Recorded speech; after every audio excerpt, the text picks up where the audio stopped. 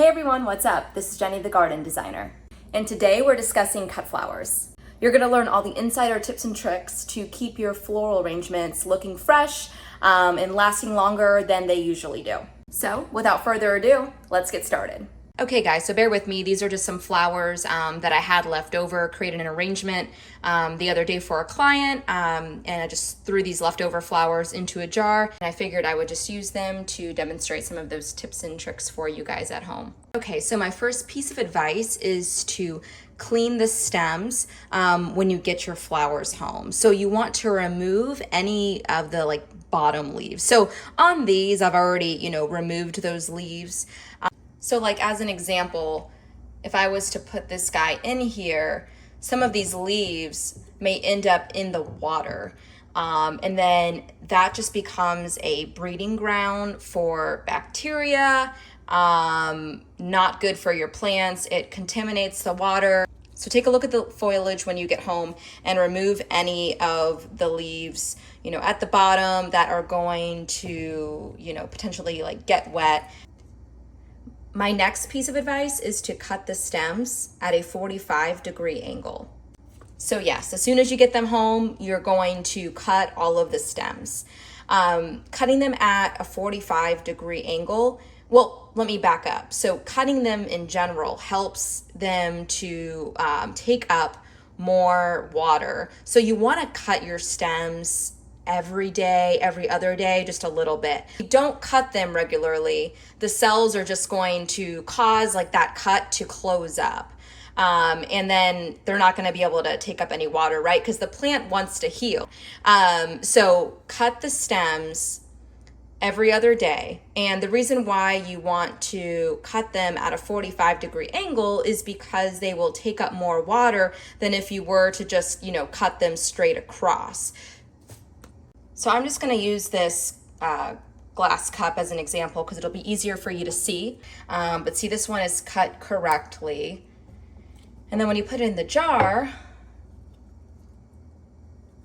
it still might be difficult, but it has a greater surface area to be able to absorb that water. There you go. I've cut it so that it's flat. I cut it straight across and you'll see that it will sit in there and it has less surface area to be able to absorb that water. Very important, cut at a 45-degree angle and then recut, continue to cut at least every other day. You don't have to cut a whole lot off, but just do that. That way you can continue to take up water. That leads me to my third piece of advice, change out the water at least every other day. So whenever you're cutting the stems, change out the water. The water should be nice and clean. You could even change out the water every day, but clean water is very important. You also don't need to fill your, vase, jar, whatever you're using, all the way to the top with water, especially if you're going to be changing out that water every other day, which I strongly recommend. So yeah, just like an inch or two of water is perfect.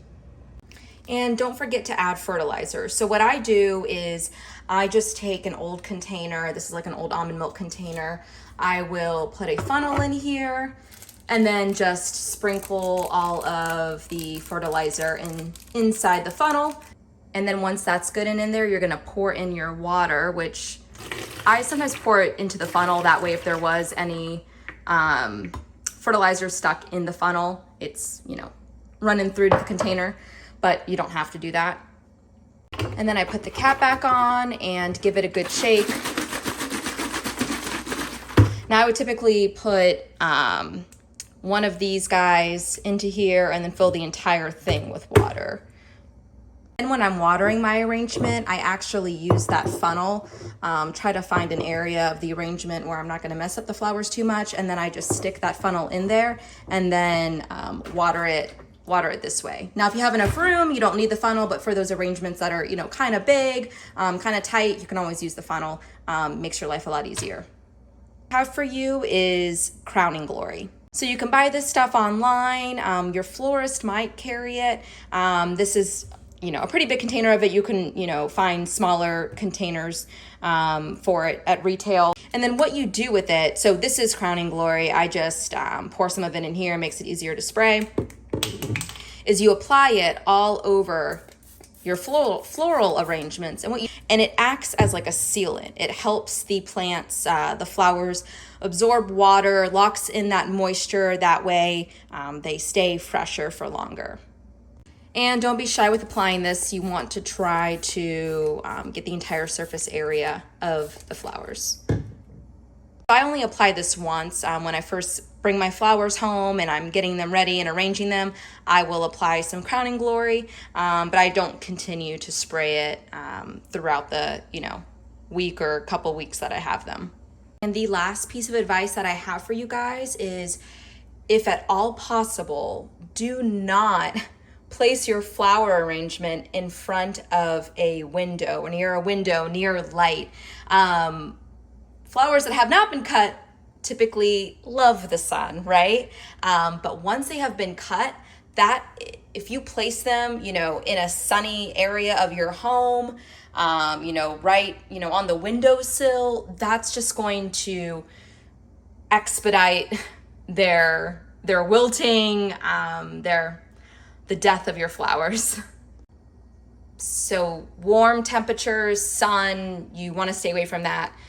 If you have like a cooler area of the home, a darker area of the home, or it doesn't have to be like a cave, right? But just don't put them in direct light. So I had these guys over here in this shelf, and they're very happy there. I also have a bathroom that doesn't have a window, so that's where I put these guys. It's not to say that you can't keep them in a bright, sunny area, right? You definitely can. That's just a tip I have if you want to extend their shelf life.